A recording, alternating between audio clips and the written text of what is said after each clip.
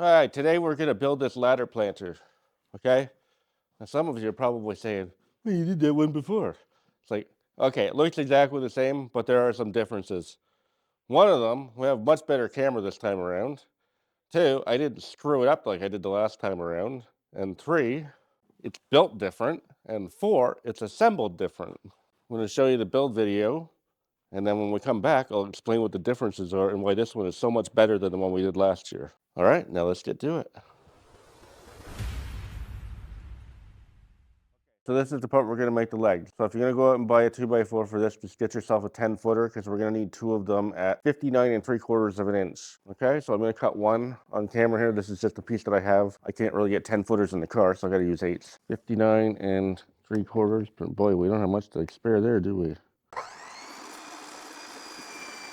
So there's our piece, and we're going to make a leg out of this. So we're gonna figure out which side we want the front to be. So I want this to be on the back. So it'll be the back here. So we're gonna measure up 1 3/8, and we're just gonna draw a line from the corner.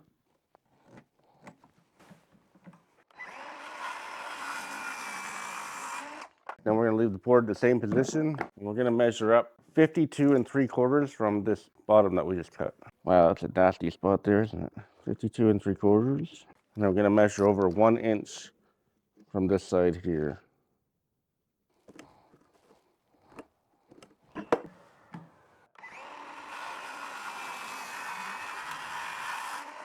Okay, good. We don't have to be super precise on this as long as they're both the same. So get your other board, cut the length, and then just lay this one on top, trace it, and make the same cuts, okay? There you go. I'm gonna sand this with 120 grit, just give it a quick once over, nothing special. And then I'm gonna paint it with this flat Rust-Oleum enamel exterior, okay? And it's gonna come out looking like this.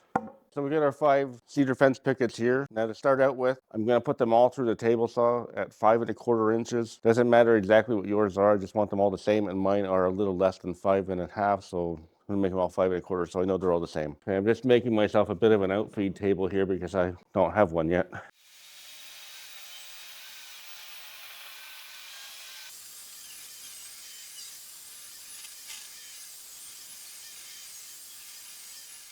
There's our 5 boards, all exactly the same width. So we're gonna take 2 of our fence pickets here, stack them up nice and even. I'm just gonna make sure the end is nice and even. I'm just gonna take basically a blade width off. I'm gonna cut 2 bottom pieces now, which are 22 1/4 inches. Okay, I'm gonna take these 2 bottom pieces that I just cut. I'm gonna set them on here because they're ready to go. These ones, we got more work to do on. So I'm gonna set those aside. Then I'm going to take another one. Okay, so I'm going to do the same thing. I'm gonna make sure this is nice and clean. Now I'm gonna measure over 23 1/2. This is one of the backs. Okay, I'm gonna do the exact same thing again, 23 1/2 for another back.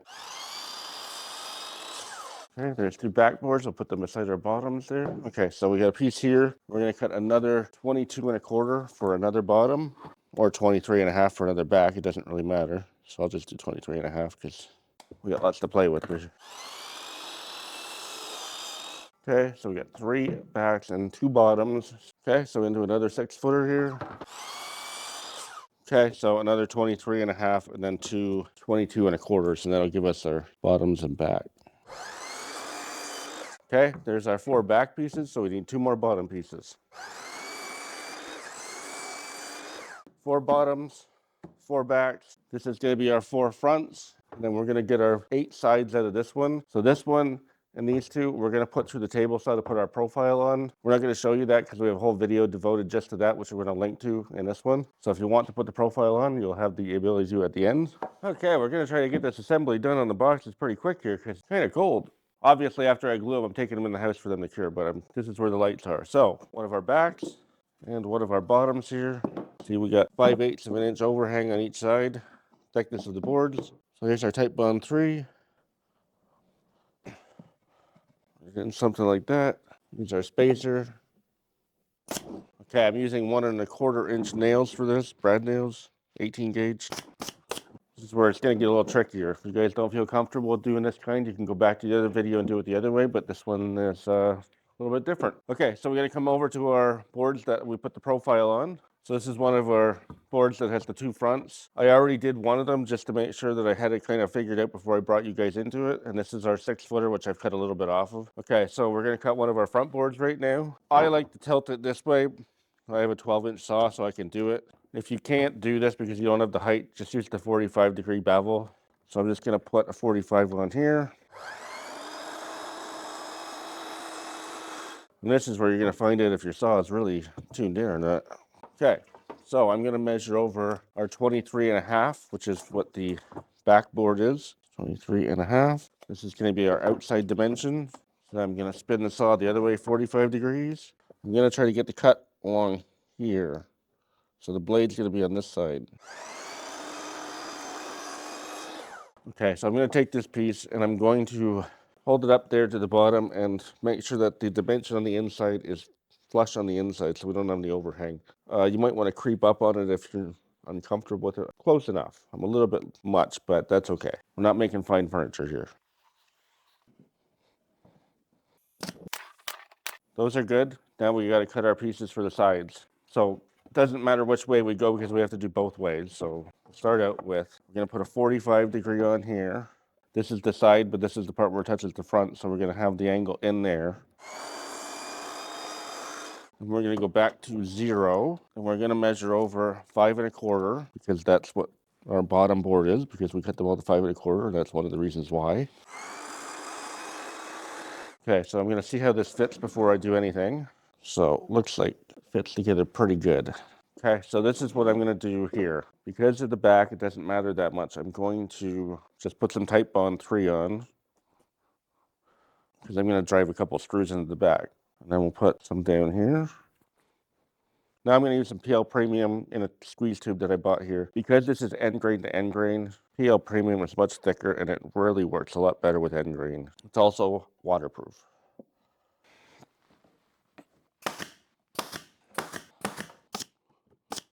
So this is the beauty of this design. Not only do I have the PL Premium in there, but I have nails going in from this direction and this direction, which is going to make it so neither board is going to want to fall out.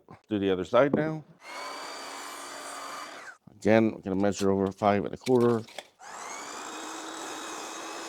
Okay, and again, it's fitting quite well. Okay, this time I'm going to put the thicker stuff on first.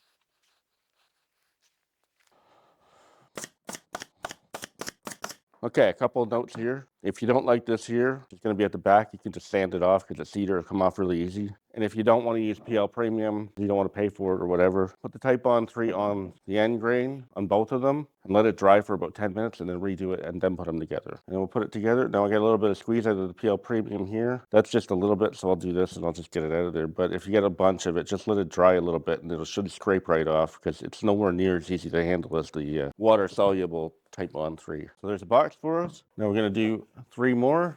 Okay, we're making sure that it's level here. And now I'm going to put the first box on flush against the wall. And I have the corners lined up as you can see where my finger is.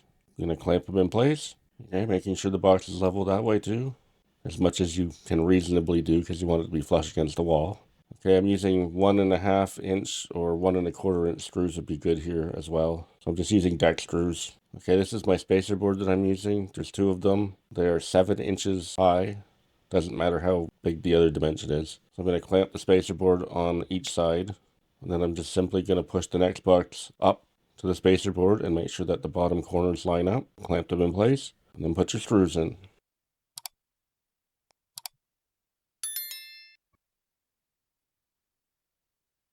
Okay, so now we've got our top 2 boxes in and we're just going to carry on down. So I'm going to take my spacers back out. Just move them down to the next one.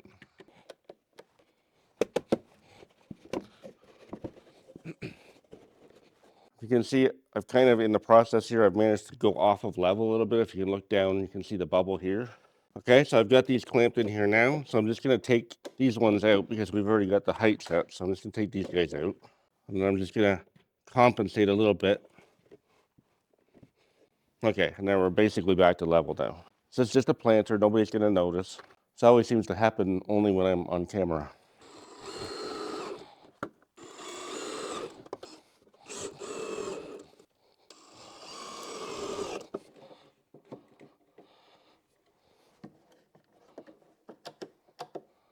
Okay, by the time you get to this step, I'm just gonna step back and make sure everything looks okay.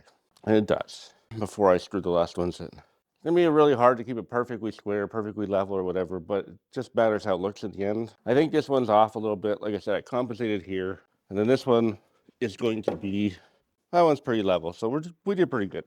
And the nice thing and the advantage to this one over the last one I did last year is I started at the bottom on the last one and worked my way up. Well, now I've eliminated the whole point in having to measure the bottom. So much easier this way. And then when I was doing it from the bottom up, I was just hoping that this one was going to line up at the top.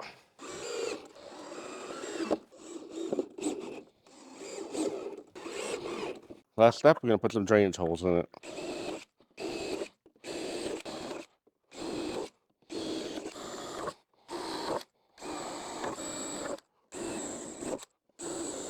Okay, so now if you want to put a finish on the cedar, you can check out our video that we're going to link to on that. It's about finishing patio furniture, but it works for planters too. Otherwise, it's going to fade and turn gray, but you might want it that way. So anyway, check that out. We'll link to that. We'll link to the video making the cut. And we will also link to the one that we built last year, so you can see the comparison. The other one has the screws on the front, which we eliminated on this one. So these are the big improvements on this one. The front doesn't have the screws in it, and the assembly is much easier. Okay, so that went a lot smoother this time around. So big differences. As you saw when we were building it, we put these corners all the way around, which allowed us to put the nails in from both sides, which is going to make it a lot stronger with the nails. And we use PL Premium because this is end grain here, and PL Premium does not get absorbed in like Type Bond 3 does. So it's going to grab so much better, and PL Premium is virtually indestructible. And it's definitely fine for all water applications as well. And the big thing when I was building it, you probably noticed, we built from the top down. That made it so much easier. I didn't have to mess around measuring anything at the bottom. Just went together way easier. This is one of my best sellers. Hopefully you can build one, maybe you can sell them too. I'm gonna make a video explaining why my boards are so much nicer than your boards are. So we're gonna link to that right there, okay? Thanks for watching.